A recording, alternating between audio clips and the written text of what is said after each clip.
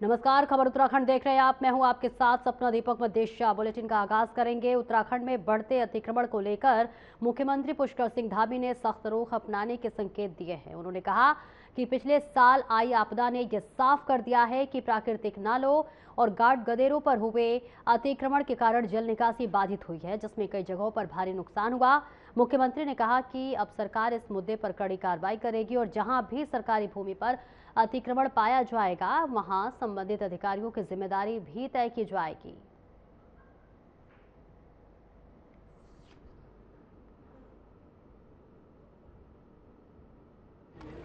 पिछले साल जो एक हमारे राज्य के अंदर बहुत बड़ी आपदा आई थी और कुछ आपदाओं में ये भी देखा गया था कि जो गाड़ हैं, गधेरे हैं या पानी निकलने के नाले हैं, वो बंद कर दिए गए, अतिक्रमित हो गए। उसके कारण से बड़ी आपदा आई, बहुत नुकसान हुआ, जन हानि हुई, तमाम प्रकार की हानियां हुई। इसलिए हमने तय किया है कि जो भी अब भविष्य में कोई भी अतिक्रमण कहीं ऐसे स्थानों पर सरकारी भूमि पर होगा तो वो अधिकारी जिम्मेदार होंगे जिनके क्षेत्र में इस प्रकार का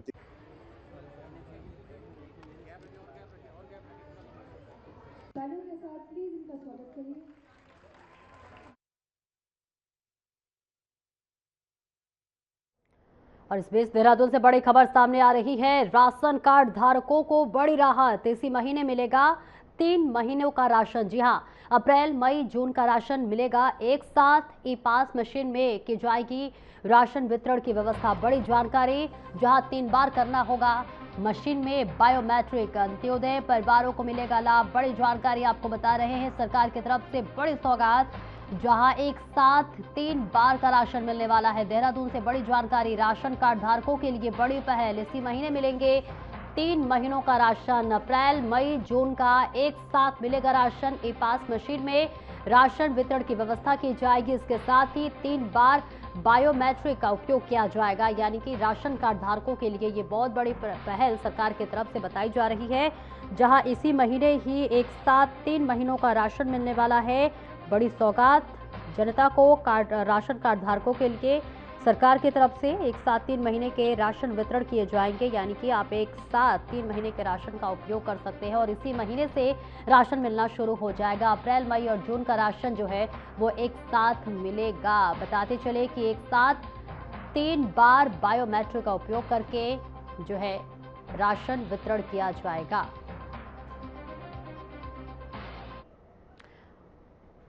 और आगे बढ़ते हैं। चारधाम यात्रा को लेकर उत्तराखंड का स्वास्थ्य विभाग अलर्ट मोड पर है। स्वास्थ्य मंत्री सुबोध उनियाल ने बताया कि इस बार 60 लाख से अधिक तीर्थयात्रियों के आने की संभावना है, इसलिए व्यवस्थाएं मजबूत की जा रही हैं। देहरादून और श्रीनगर में विशेषज्ञ डॉक्टरों को ट्रेनिंग दी जा रही है। उन्होंने कहा कि कई यात्री अपनी मेडिकल हिस्ट्री छुपाते हैं, जिसमें जोखिम बढ़ता है। यात्रा मार्ग पर मेडिकल कैंप और डॉक्टरों की तैनाती, आपात स्थिति में तुरंत इलाज सुनिश्चित किया जाएगा।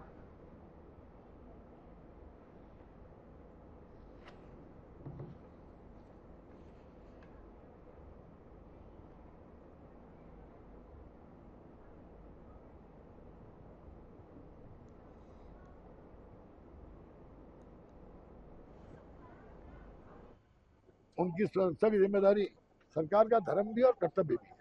हम इसमें अपना प्रयास कर रहे हैं और इसके लिए 4 धाम के लिए हमने देहरादून में और श्रीनगर में हम लोग कैंप भी कर, वर्कशॉप भी कर रहे हैं, जिसमें 3 सेशन होंगे 2-2 दिन के, और हर सेशन में हम 20-20 डॉक्टर्स को ट्रेनिंग दे रहे हैं कि किस तरह हाई एल्टीट्यूड सिकनेस से लड़ा जा सकता है, किस तरह से हाई एल्टीट्यूड सिकनेस पर आदमी को जागरूक किया जा सकता है। और अगर दुर्घटना, अगर दुर्भाग्य से कोई घटना हो गई तो उन घटनाओं पे तत्काल, अगर वो क्योंकि ऑटोमेटिक सी घटनाएं, एक्सीडेंटल घटनाएं होती हैं, तो एक्सीडेंटल घटनाओं के लिए हम पूरी तरह तैयार हैं कि जिससे हमारा डॉक्टर इमीडिएट जाकर के उनको वहाँ पर हमारी तमाम तरह की टीमें उनको सुरक्षा देने का काम करें, उनके स्वास्थ्य की चिंता करें। तो पूरी तरह से विभाग तैयार है स्वास्थ्य व्यवस्थाओं को लेकर। क्योंकि पिछले बार 51 लाख के आसपास टूरिस्ट आया और इस बार हमें उम्मीद है कि 60 लाख से ज्यादा संभावना है।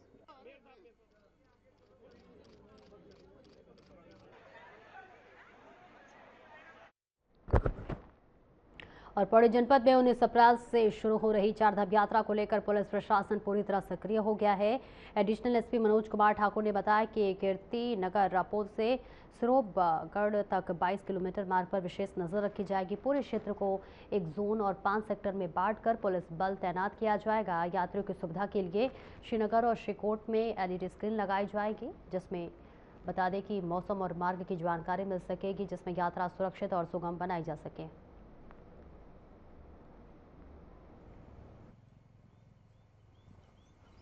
चारधाम यात्रा में हमारा लक्ष्मण झूला से लेके श्रीनगर, पौड़ी और उधर से रुद्रप्रयाग का जो रूट है वो काफ़ी व्यस्त रूट रहता है और उसके लिए समय समय पे जो हमारे द्वारा तैयारी की जाती है और अभी चारधाम रूट चालू होने वाला है तो उस संदर्भ में पुलिस का व्यवस्थापन किया जाता है। अलग अलग पॉइंट्स पे पुलिस सहायता केंद्र बनाए जाते हैं जो जिन्हें आप पर्यटन चौकी के रूप में भी कह सकते हैं और साथ ही में होमगार्ड पीआरडी की अतिरिक्त मांग भी की जाती है।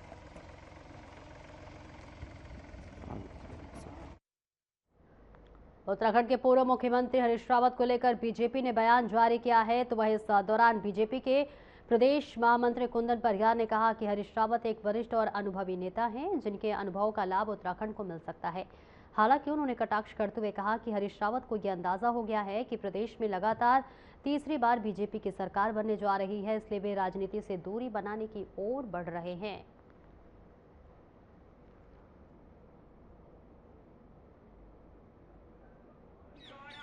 कांग्रेस की स्थिति जो पहले थी उससे कहीं खराब हो चुकी है और विशेषकर इस उत्तराखंड के परिप्रेक्ष्य में अगर हम कहें तो कांग्रेस के ही वरिष्ठ नेता पूर्व मुख्यमंत्री आदरणीय हरीश रावत जी ने कहा है कि वो राजनीति से संन्यास ले लेंगे और वो उपवास में आजकल चल रहे हैं। लेकिन हमारा भारतीय जनता पार्टी का मानना है कि हरीश रावत जी वो राजनीति में अभी सक्रिय रहे क्योंकि उनको राजनीति का बहुत एक अच्छा अनुभव है, लंबा अनुभव है।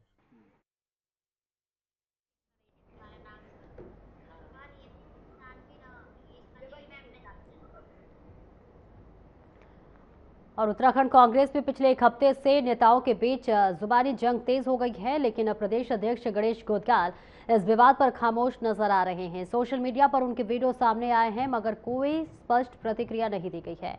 इस बीच वरिष्ठ नेता और पूर्व मंत्री हीरा सिंह बिष्ट ने कहा कि प्रदेश अध्यक्ष को आगे आकर विवाद खत्म करना चाहिए। उन्होंने पार्टी नेताओं से अपने मतभेद बुलाकर बीजेपी सरकार की नीतियों के खिलाफ एकजुट होकर लड़ने की अपील की।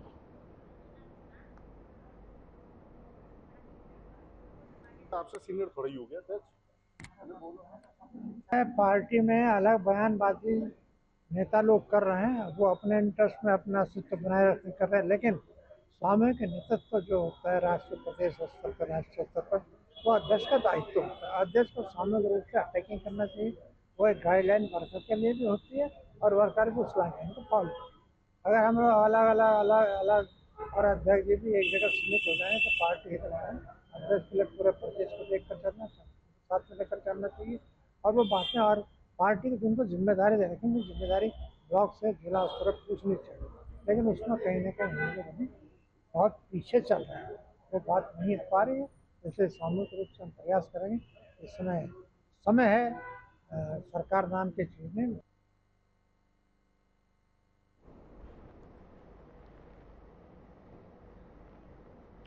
और खटिया में गेहूं क्रय केंद्रों की अव्यवस्थाओं को लेकर विधायक और उपनेता प्रतिपक्ष भुवन चंद्र कापड़ी ने प्रेस कॉन्फ्रेंस कर सरकार पर सवाल उठाए। उन्होंने कहा कि अधिकतर केंद्र मंडी समिति में होने से जगह की कमी के कारण किसानों को परेशानी हो रही है। कापड़ी ने केंद्रों की संख्या बढ़ाने और उन्हें ग्रामीण क्षेत्रों में खोलने की मांग की। उन्होंने बताया कि बाजार में गेहूं का भाव करीब 2000 रुपए प्रति क्विंटल, जबकि समर्थन मूल्य अधिक है, जिससे किसानों को नुकसान उठाना पड़ रहा है।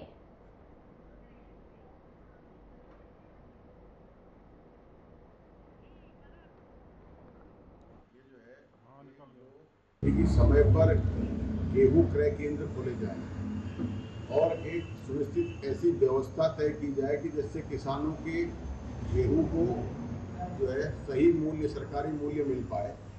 तो सरकार ने खटीमा में 35 क्रय केंद्र खोले और 35 क्रय केंद्रों में सबसे बड़ी बात यह है कि उसमें 75% जो है उसको मंडी में शिफ्ट कर दिया है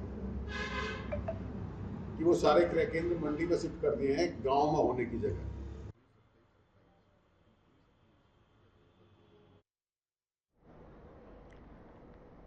उत्तराखंड के सीमांत गांव में आईटीबीपी की पहल से स्थानीय लोगों को आर्थिक संबल मिल रहा है और रोजगार के नए अवसर पैदा हो रहे हैं, जिस पर ग्राम्य विकास विभाग की अपर सचिव अनुराधा पाल ने बताया है कि इस योजना की शुरुआत पोल्ट्री और बकरी के मीट की खरीद से हुई थी, जिसे अब मछली, सब्जियों और फलों तक विस्तारित किया गया है।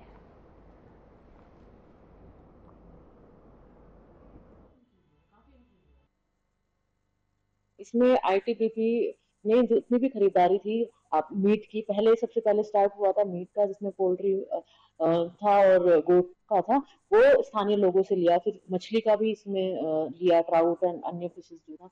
अब उसको धीरे धीरे आगे बढ़ाकर सब्जी और अन्य फलों का उत्पादन भी लोकल लोगों से लेना स्टार्ट हुआ। इसका काफी इसके हमें रिजल्ट्स जो इम्पैक्ट है वो काफी पॉजिटिव आया है। हम देखें तो आईटीबीपी में लगभग भी पिछले इनसे 10 करोड़ की सेल जो हुई है वो स्थानीय लोगों के माध्यम से हुई है और स्थानीय लोगों में इसका बहुत उत्साह है।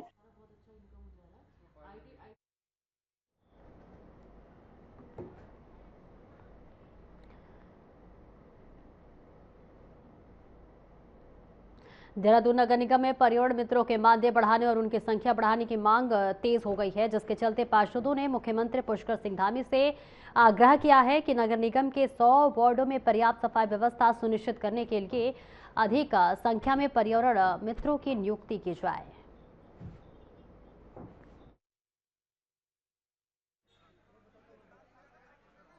मुद्दे थे। एक तो हमारे यहाँ जो पर्यावरण मित्रों की जो कमी है नगर निगम में, जिसकी वजह से हमारे देहरादून नगर निगम में सफाई व्यवस्था सुचारू रूप से नहीं हो पा रही है, उसकी पर्यावरण मित्रों की भर्ती के लिए हमने माननीय मुख्यमंत्री जी से आग्रह किया है। एक पर्यावरण मित्र जो हमारे स्वच्छता समिति के हैं, उनको 500 रुपये प्रतिदिन मानदेय मिलता है, उसको बढ़ाकर 700 रुपये किया जाए।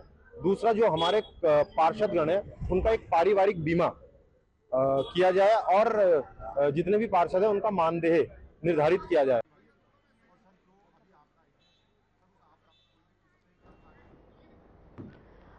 और देहरादून में 14 अप्रैल को पीएम मोदी के प्रस्तावित दौरे से पहले आगमन को लेकर तैयारियां तेज कर दी गई हैं। आपको बता दें, जिलाधिकारी समीर बंसल और एसएसपी प्रमेंद्र डोभाल ने आशा रोड़ी से गढ़ी कैंट तक रूट का निरीक्षण कर व्यवस्थाओं का जायजा लिया। अधिकारियों ने सड़कों की मरम्मत, सफाई और सौंदर्यीकरण के निर्देश इसके साथ ही महेंद्र ग्राउंड में कार्यक्रम स्थल का निरीक्षण कर पंडाल, पार्किंग, पेयजल और शौचालय जैसी सुविधाओं को दुरुस्त करने को कहा। प्रशासन ने स्पष्ट किया कि तैयारियों में किसी भी प्रकार की लापरवाही स्वीकार नहीं होगी।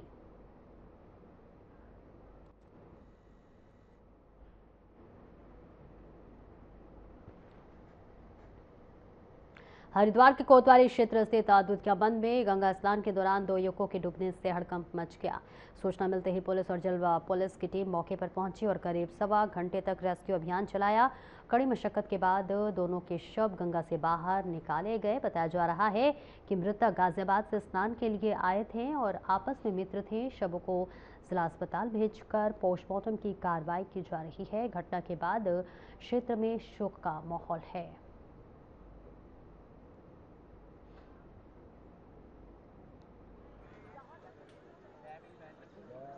दूधियाबंद रोडीबेल वाला क्षेत्र में पड़ता है। वहाँ पे सूचना आई थी कि 2 व्यक्ति नहाते हुए डूब गए हैं। तत्काल मौके पे चौकी इंचार्ज जल पुलिस और हमारे कोतवाल साहब मौके पे गए थे।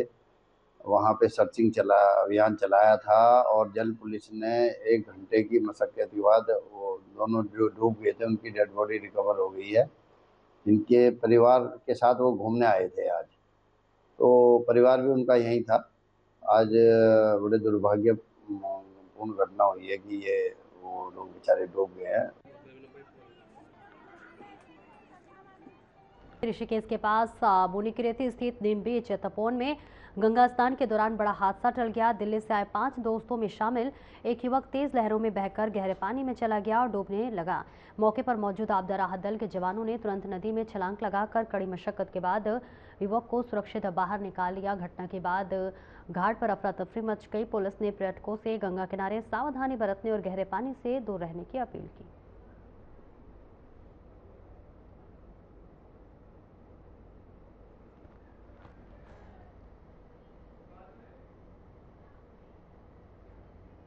ऋषिकेश में एक महिला की तहरीर पर 3 प्रॉपर्टी डीलरों के खिलाफ गंभीर धाराओं में मुकदमा दर्ज किया गया है। आपको बता दें कि पीड़िता ने आरोप लगाया है कि आरोपियों ने लंबे समय तक उनका शोषण किया और धमकाकर चुप रहने को मजबूर किया। मामले की गंभीरता को देखते हुए पुलिस ने त्वरित कार्रवाई करते हुए एक आरोपी को गिरफ्तार कर लिया है, जबकि 2 अन्य फरार हैं। पुलिस के अनुसार शिकायत के आधार पर जांच जारी है और जल्द ही बाकी आरोपियों को भी गिरफ्तार कर लिया जाएगा।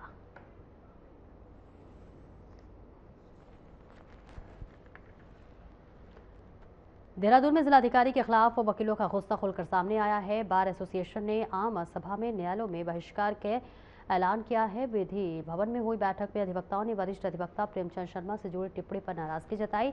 साथ ही राजस्व न्यायालयों में भ्रष्टाचार और लंबित मामलों पर सवाल उठाए। वकीलों का कहना है कि दाखिल खारिज और विरासत के मामले लंबे समय से अटके हैं। निर्णय के तहत डीएमए ट्रांसफर तक उनके न्यायालय का बहिष्कार जारी रहेगा।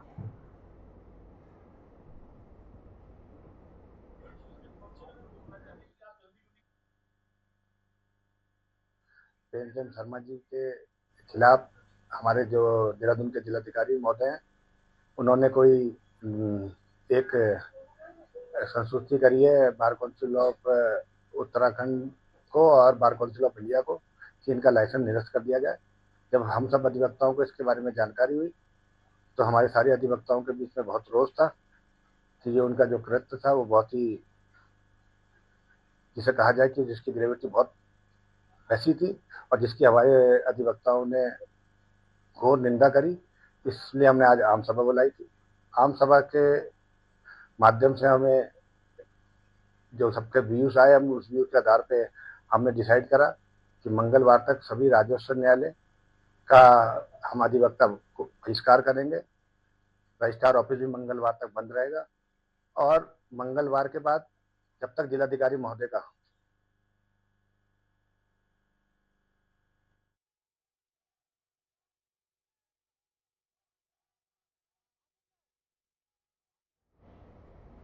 और चलिए चलते हैं आपको पश्चिम बंगाल, जहां मुख्यमंत्री पुष्कर सिंह धामी का रोड शो हो रहा है। देखिए।